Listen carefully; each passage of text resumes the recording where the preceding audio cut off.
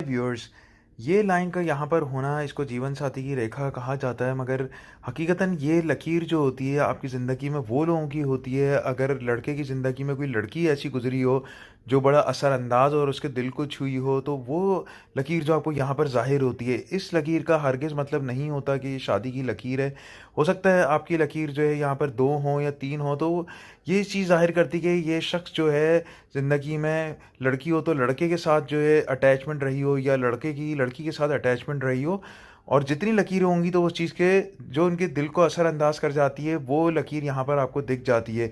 ये लकीर हरगिज़ जो है शादी की लकीर नहीं होती है।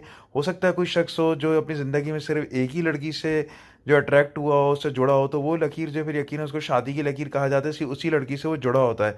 यहाँ पर कोई लकीर का ना होना, ऐसे लोग होते हैं जो किसी से कभी अटैच ही नहीं होते, बेशक उनकी शादी हो भी जाए। तो ये लकीर जो है शादी की लकीर नहीं होती है।